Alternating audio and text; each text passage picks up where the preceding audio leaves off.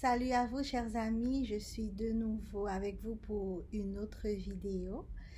Et la vidéo d'aujourd'hui, j'y avais pensé depuis quelque temps, mais enfin, c'est aujourd'hui que j'ai la chance de la faire.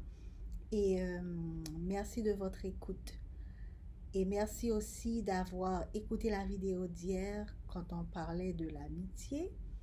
Et j'espère que ça vous a plu et que vous avez pu tirer quelque chose de positif là-dedans. Alors, aujourd'hui, j'ai à cœur de vous partager mes réflexions sur une question bien déterminée. Et la question, c'est la suivante. Qui peut parler? Avec un grand point d'interrogation. Qui peut parler? Aujourd'hui, on parle de liberté d'expression. Tout le monde est libre de parler et voilà, je suis en train de vous parler en ce moment sur une plateforme qui est accessible, qui n'est pas trop difficile à manipuler. Ouais, je l'utilise pour que vous m'écoutiez. Alors, la question, je la reprends, qui peut parler?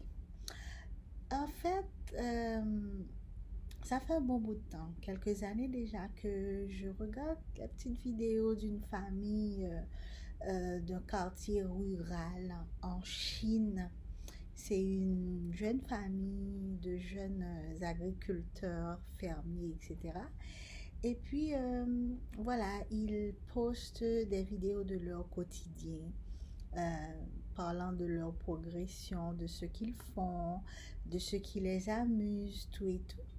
Et puis, récemment, ils ont eu un bébé. En fait, c'est une petite fille, elle a à peine 1 an maintenant. Donc, vous le savez, les enfants, ils grandissent bien, hein, et on l'a vu venir au monde parce qu'on avait fait des vidéos, ils ont fait des vidéos avec elle, toute bébé, et on l'a vu en train de commencer à manger, prendre le sein, tout et tout. Et enfin, maintenant, à 1 an, elle marche. Pas trop bien, mais elle commence à marcher et elle commence à dire quelques mots. En fait, tout le monde est content et j'imagine combien chaque parent est content de voir son enfant en train de dire les premiers mots, quoi. Et savoir parler, savoir utiliser sa bouche pour parler, c'est l'une des choses fondamentales pour la vie sur cette terre.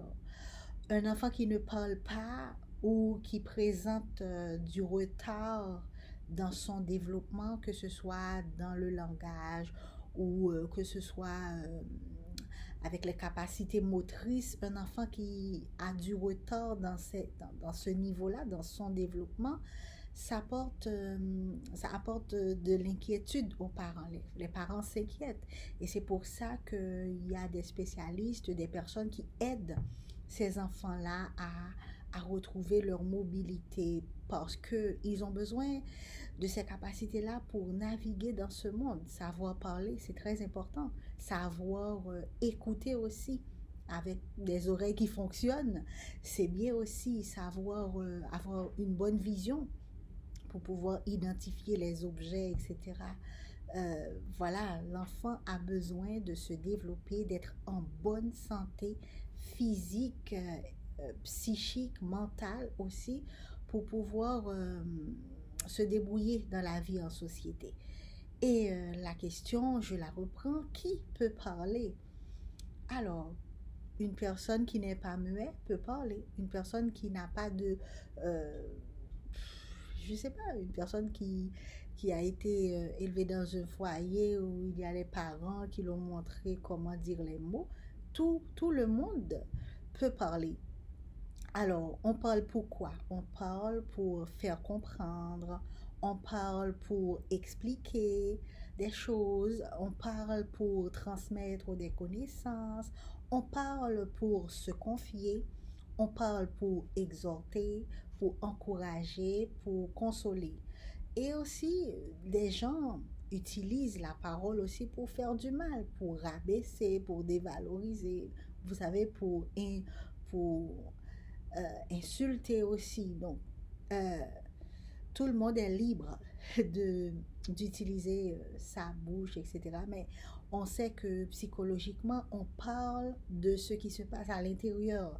Et la Bible le dit, c'est de l'abondance du cœur que la bouche parle. Pardon. Alors, parlant de exhorter, encourager, éclairer, témoigner, moi je suis dans cette ligne-là. Parce que voyez-vous, dès que j'ai reçu l'évangile, je l'ai accepté, je ne veux pas que ma bouche dise des choses méchantes. Euh, voilà, je ne me vois pas en train d'utiliser cette capacité de parole pour blesser les gens, pour faire du mal avec cet instrument que Dieu m'a donné. Alors, mais on sait que ces derniers temps, beaucoup de gens ont des plateformes pour encourager, pour exhorter, pour éclairer, pour témoigner. Euh, mais précisément, puisque je vais dans ce sens-là, qui peut faire ça? Qui peut exhorter? Qui peut encourager, éclairer et témoigner? Qui? Alors aujourd'hui, je m'adresse à tous ceux qui ont reçu la vérité dans leur cœur. Je veux parler de la bonne nouvelle, l'évangile. Si cet évangile vous réjouit, si cet évangile euh, vous donne de la joie, euh, ben, qui peut parler de cet évangile-là? Est-ce que parler de ce qui nous réjouit est strictement réservé à un groupe de personnes et non à d'autres? Est-ce qu'il faut un diplôme pour parler de Jésus? Est-ce qu'il faut une accréditation pour encourager les gens, pour exhorter les gens? Est-ce qu'il faut être un thérapeute? Est-ce qu'il faut être, je ne sais pas, aujourd'hui on les appelle pasteurs, évangélistes, apôtres, prophètes, psalmistes, adoratrices.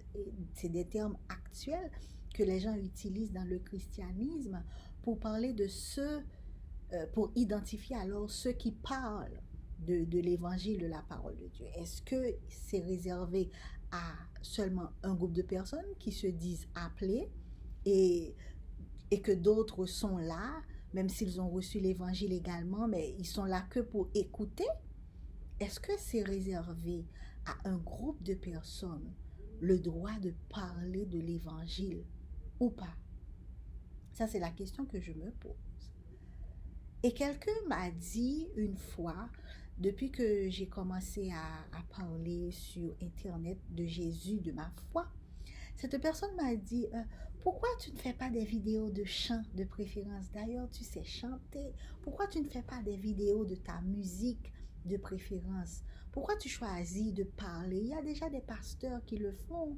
Il y a déjà d'autres personnes qui ont étudié, qui ont des diplômes, qui le font. Mais pourquoi toi, tu choisis de le faire?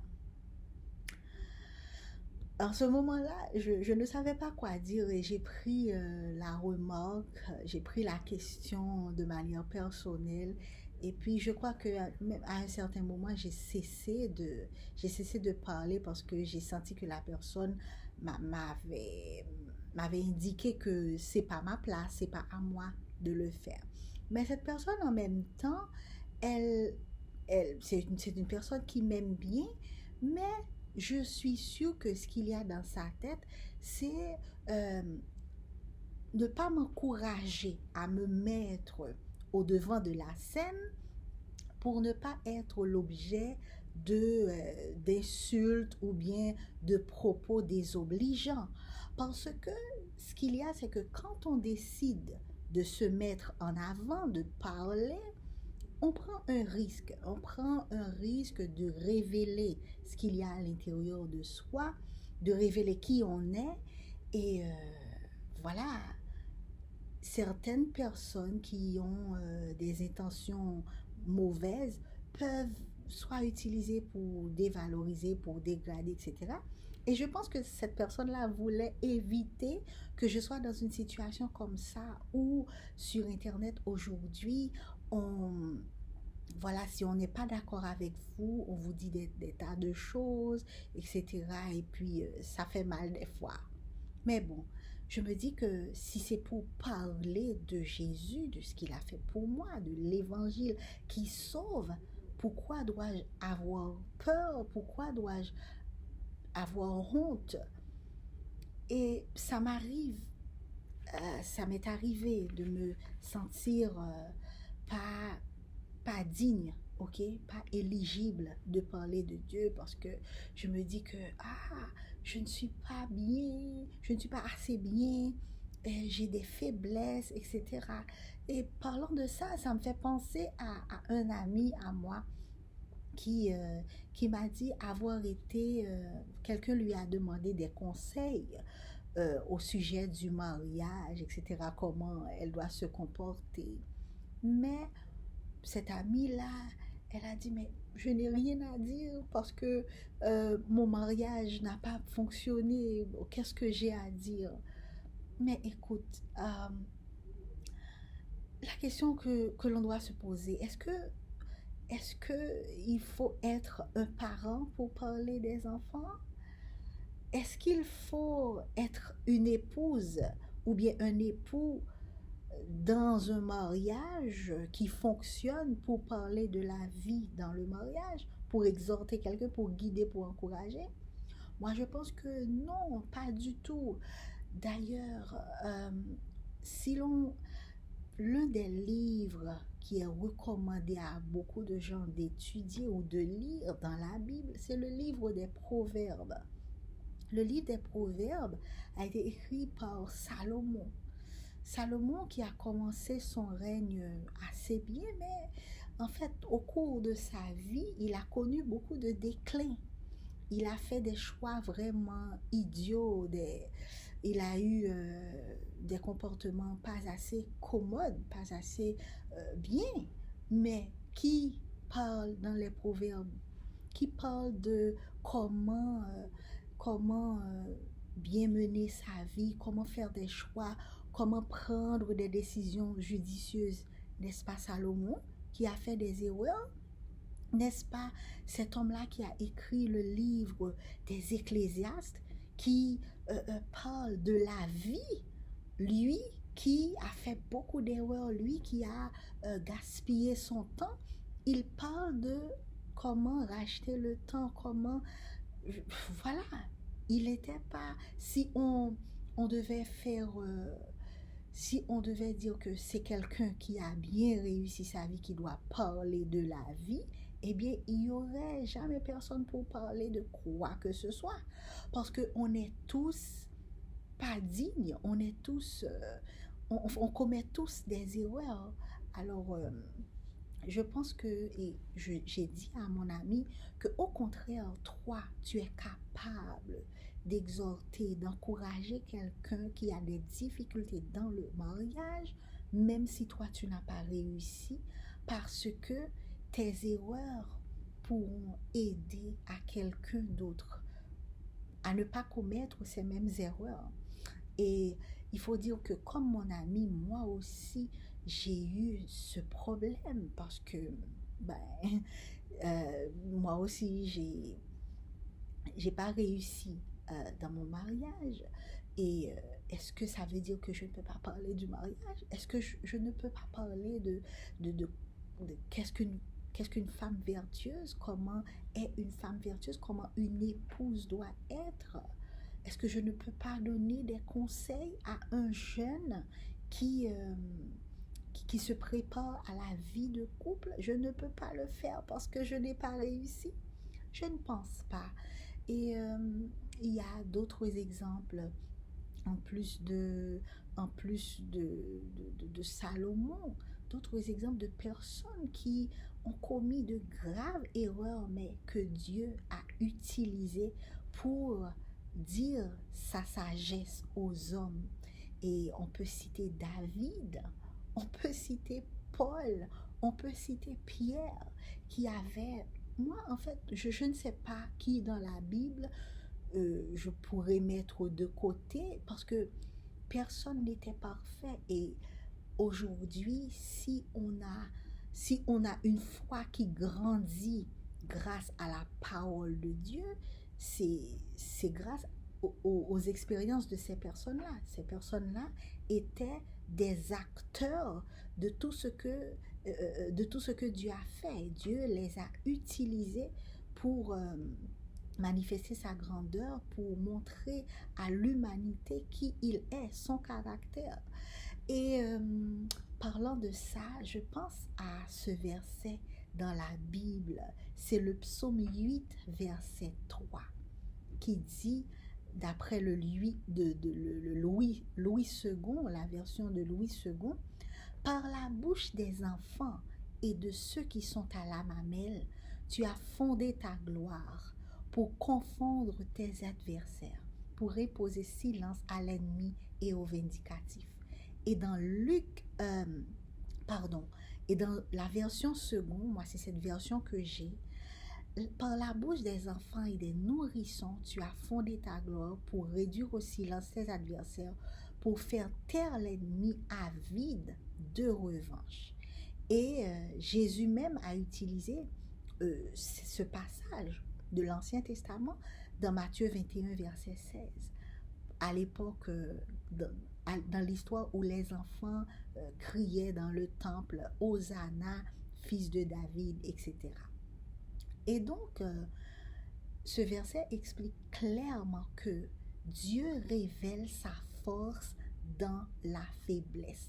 Quand tu te sens indigne, quand tu te sens inadapté à faire quoi que ce soit. Et c'est pour ça que l'exemple de l'enfant est pris ici, parce que quand on voit enfant, nourrisson, on voit fragilité, on voit dépendance, mais aussi on voit la pureté.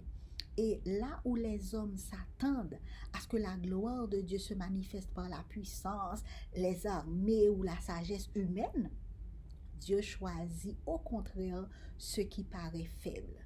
Toi qui as échoué dans je ne sais pas dans quel secteur tu as échoué, Dieu est capable de t'utiliser même dans ta faiblesse pour pouvoir manifester sa puissance. Donc ça montre que la gloire de Dieu, pour que la gloire de Dieu se manifeste, ça ne dépend pas de la force humaine, mais de lui seul. Et c'est pourquoi il peut utiliser qui il veut.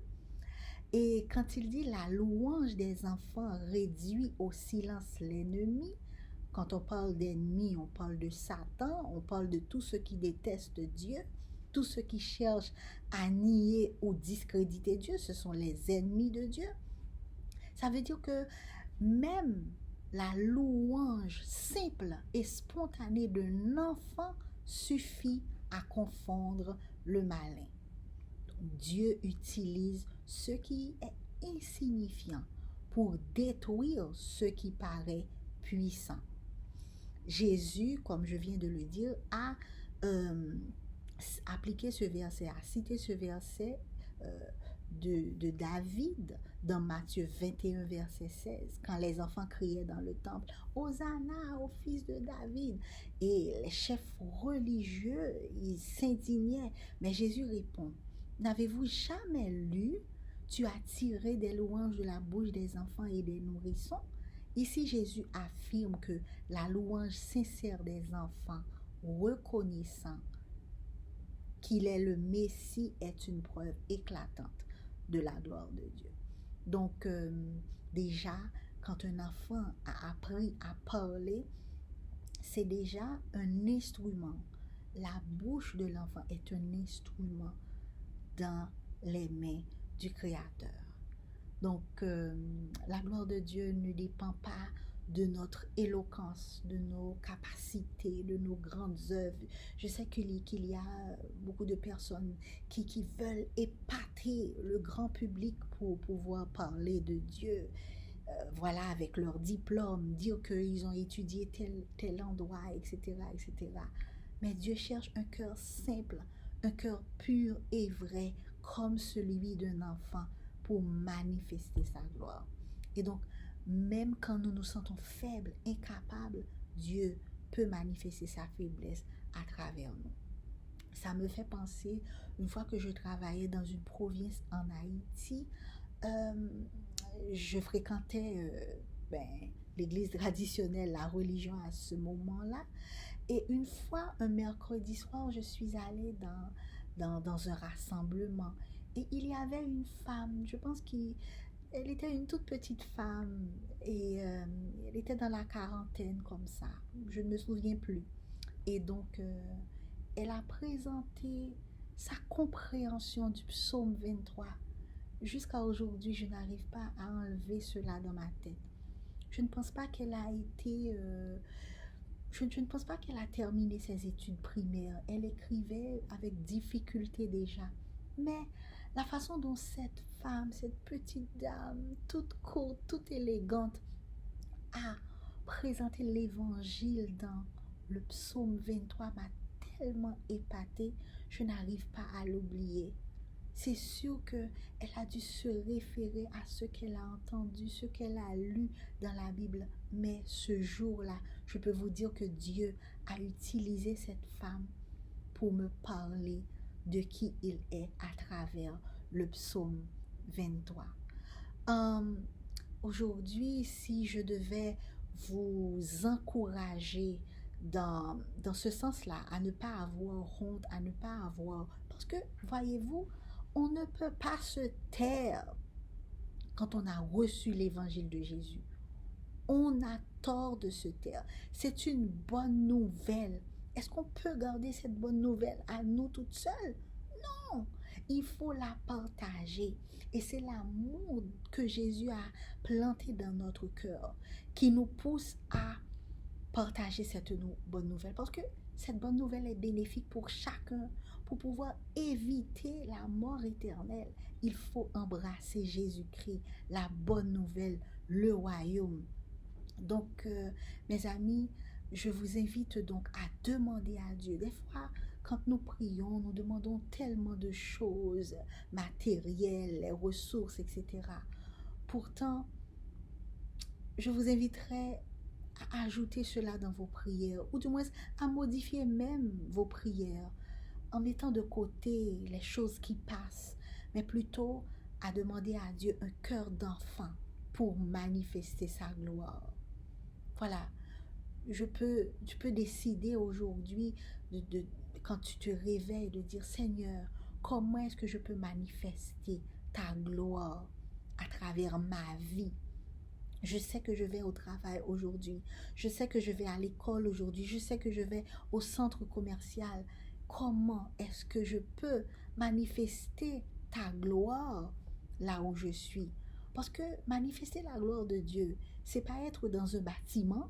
C'est pas être en train de chanter des chants de louange sur une chaire, je ne sais pas, avec de la musique. C'est pas ça. Manifester la gloire de Dieu. Manifester la gloire de Dieu, c'est quand notre vie est un instrument dans ses mains. Nous devons retrouver la simplicité dans la louange. Moi, je me souviens quand j'étais petit, j'étais comme ces enfants qui louaient spontanément sans se soucier du regard des autres. Ouais, pour ça, il faut mettre un temps de côté chaque jour pour louer Dieu simplement, chanter, remercier, lui dire merci sans chercher de belles phrases. Parce que lui, il nous écoute. Ça se peut que tu peux écrire dans un petit papier ce que tu veux, ce que tu as à dire à Dieu pour le remercier. Tu peux exprimer dans ta prière comment tu reconnais que tu n'es rien sans lui, tu dépends de lui. Et autre chose que tu peux demander à Dieu, de t'aider à vivre la pureté et la sincérité. Parce que nous vivons dans un monde où, je pense que j'en ai parlé une fois dans une vidéo, le regard des autres a beaucoup d'importance. Des fois, on se focalise tellement sur ça qu'on oublie l'essentiel. Mais on a besoin, tout comme un enfant, de vivre la pureté. Parce que un enfant, par exemple, il dit sans masque, sans aucun filtre, ce qu'il ressent. Donc, mon ami, tu n'as pas besoin de belles paroles pour t'approcher de Dieu, pour lui dire tes joies, tes peines, tes doutes, tes peurs. Dans Psaume 62, verset 9, il est dit, répandez vos cœurs devant lui. Et comme un enfant, je vous inviterai aussi à voir le monde avec émerveillement. Je remercie Dieu parce que il m'aide à garder cet état d'esprit en moi. J'aime beaucoup la nature. J'aime beaucoup regarder, tu vois, quand je voyage en voiture et que je vois les arbres se défiler. Oh, j'aime ça beaucoup et ça met une joie spéciale dans mon cœur. Et comme un enfant, nous devons apprendre à regarder le monde avec émerveillement. Les enfants s'émerveillent devant les petites choses. Tu vois, on peut passer du temps juste à regarder la nature, à, à examiner notre vie quotidienne et à voir les petits miracles. On parle de petits miracles parce qu'on est toujours en attente de grandes choses, mais Dieu fait chaque jour des miracles dans nos vies. On peut prendre le temps aussi pour s'asseoir avec nous-mêmes, pour dire Seigneur, tu es grand. Et mes amis, on doit, on doit parler de ce qu'on vit avec le Seigneur. On doit parler de cette bonne nouvelle. Parce que parmi toutes les nouvelles de ce monde, il y a beaucoup de bonnes nouvelles, mais ça ne reste jamais. Mais la bonne nouvelle de l'évangile du royaume qui est déjà là, c'est pas le royaume qui doit venir, le royaume est déjà là. Alors, c'est une bonne nouvelle et ça réjouit le cœur. Faut pas hésiter à partager la parole de Dieu. Faut pas avoir honte. Utilisez, profite de chaque occasion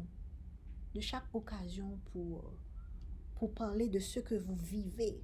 Parce que euh, l'évangile, c'est pas quelque chose que, que, que, que l'on vit une fois par semaine. C'est pas quelque chose que l'on vit juste parce qu'on se retrouve avec des chrétiens pareils dans une même dénomination. Je ne sais pas, c'est pas ça l'évangile. C'est pas le fait de se réunir autour d'une table à parler. Non, l'évangile, c'est ce qu'on vit, c'est ce royaume, c'est cette relation avec Dieu qu'on vit constamment.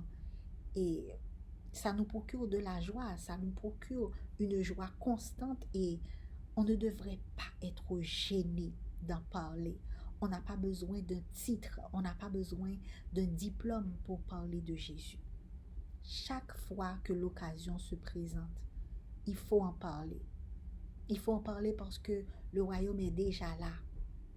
Le royaume est déjà là. Et vous savez, je pense que si cette semence est semée dans le cœur de chaque individu sur la terre, moi je suis sûre, je vous assure mes amis, qu'on aura un meilleur monde.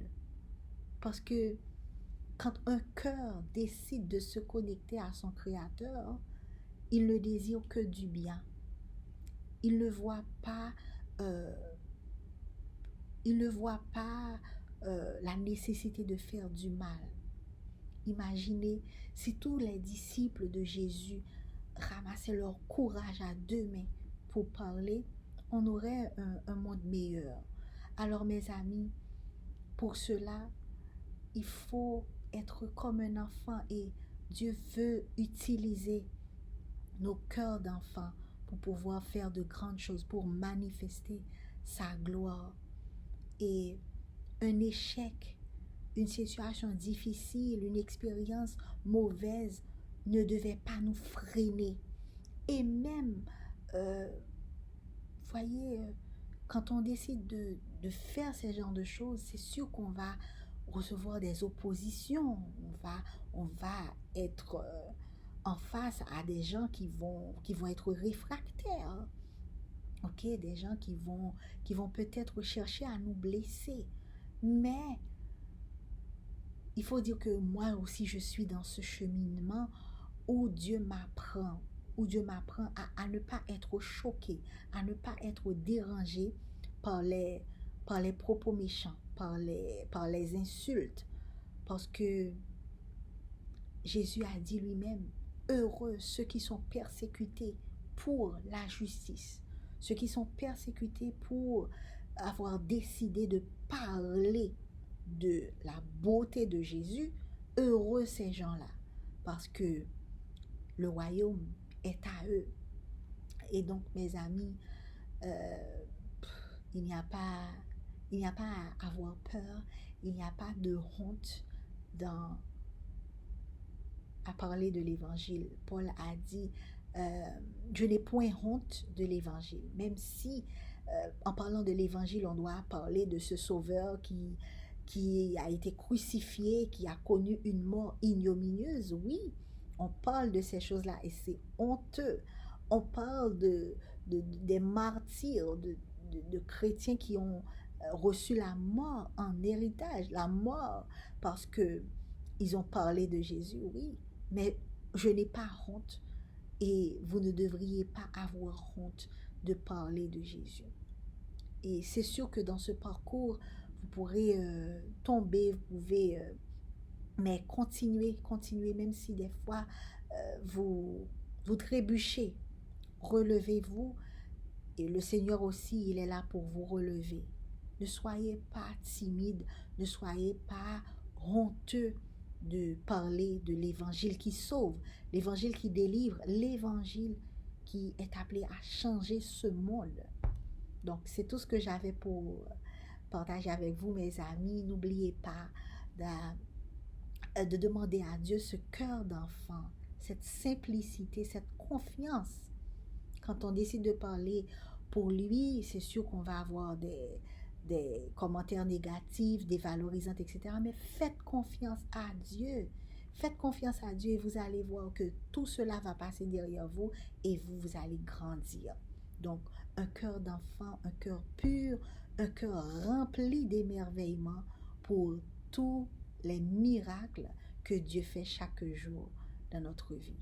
Parce que n'oubliez pas, mes amis, dans notre faiblesse, Dieu va manifester sa gloire et va réduire au silence l'ennemi. Que Dieu vous aide et à bientôt pour une nouvelle vidéo. Bye bye!